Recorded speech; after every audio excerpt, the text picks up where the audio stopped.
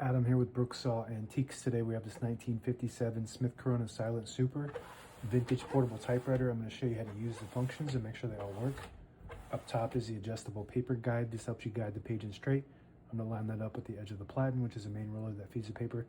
This is the left margin, this is the right margin. Just want to make sure they're in between those two paper fingers so they don't get stuck on them. That's the paper support arm that flips up from the back. I'm just going to reset the margins once I get the paper fingers set. Just want to put the paper fingers on the edges of the page for maximum clearance. And this is the paper bail that sits on top. It's got 3 adjustable rollers, and that's when you know you're dealing with a luxury Smith Corona typewriter, when you have 3 rollers with the paper bail plus the paper fingers in front. So let's test those margins.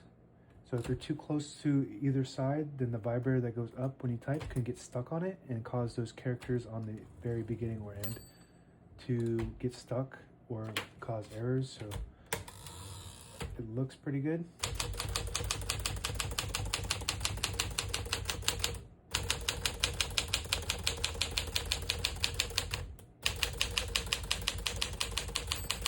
Once you hear the bell, you're at the end of the margin. Hit this line space, get you back to the beginning, and skips 1, 2, or 3. Right now we have it on single, but if you want double, you just flip the switch back. It skips 2. One more, it skips 3. We're going to keep that on single for now and finish typing.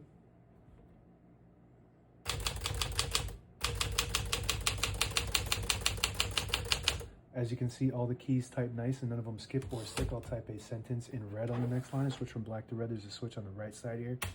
Flip that all the way down to the red indicator. It prints the bottom portion of the ribbon, which is red. When you have it in the middle, it doesn't print any ink at all. It just leaves a stencil for copying purposes. When you have it up top, it prints the top portion of the ribbon, which is black. We're going to move that down to red.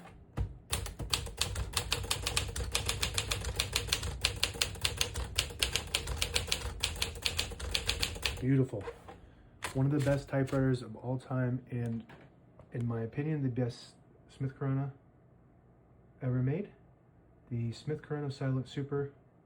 Perfect looking print, super tight action, quiet. It's not silent, it's the branding, marketing, but it is quieter than your average typewriter. Super smooth all around. One of the best of all time. To pull the page out easier, there's a switch on the right side here. You flip it forward and it unlocks the rollers underneath the platen, allowing you to pull the page out easier. Load thicker paper like carbon copy or cardstock. Make sure you flip that back before you load the next page, or else it won't load correctly. By the way, it's 10 characters per inch, pica or pica. I used to say pica. I guess pica is the correct. Just sounds funny to me. We're going to put those down and put the color back up to black. Shift on each side and shift lock on the left. To clear that, just hit the shift button again. Backspace on the left side. Very smooth. Tab on the right. So right now we have tabs set at 10 space intervals. So I'm just going to go through and clear each one of those. Fast action clear. By the way, this is the difference between the Silent and the Silent Super, is the tab on the keyboard instead of the manual set on the back side there. So if you have a Silent, it's the same, pretty much the same typewriter with a different tab section. This is an upgrade. So I'm just going to clear each one of these.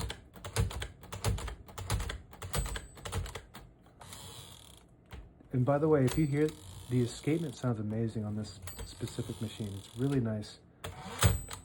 So all the tabs are clear. I'm going to set one right in the middle. I always like to set one tab somewhere in the middle so that way when you hit the tab button, it doesn't go slamming all the way to the end, causing wear and tear in your typewriter.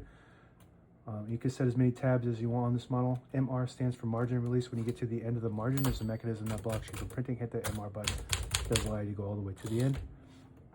Very nice typewriter, by the way. Super smooth and just tuned up. I tuned this thing up. Spent a lot of time just getting everything right on this. We already did the backspace. Open the hood, all the brand new ribbons loaded on the left, so it's pulling clockwise to the right. It's got the nice metal spools on this one. Brand new ribbon, all of it's loaded on the left, so it's pulling to the right. If you want to switch that direction, there's a switch above the backspace. You flip that up, it pulls counterclockwise to the left. You flip it down, clockwise to the right, and that's the direction we want it to go. Touch control right here. The higher you go, the more tension there is when you hit the keys, which is left. When you go right, the less tension. You do have to hit the keys harder when it's on high tension. They do respond faster. I would just advise you to test that out to see what your preference is as far as touch control goes. On the right side of the carriage release, super smooth.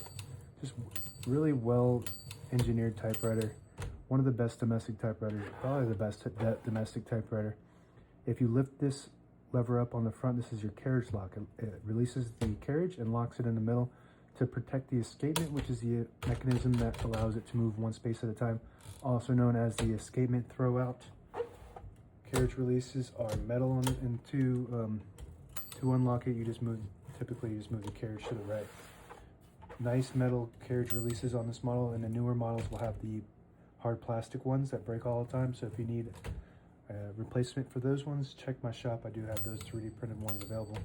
If you pull out this knob, it disables the spacing so you can get to an exact spot on the page. You push it in, you get the clicks. Each one of those clicks is one space. Same concept with this lever on the inside here. You flip that down, it disables the spacing. Flip it up, you get the clicks.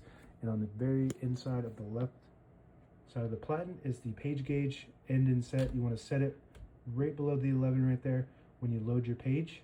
And as you're feeding it through, it will start to warn you when you're getting close to the bottom of the end of the page. 2 inches left, 1.5, 1 inch, and that's the end.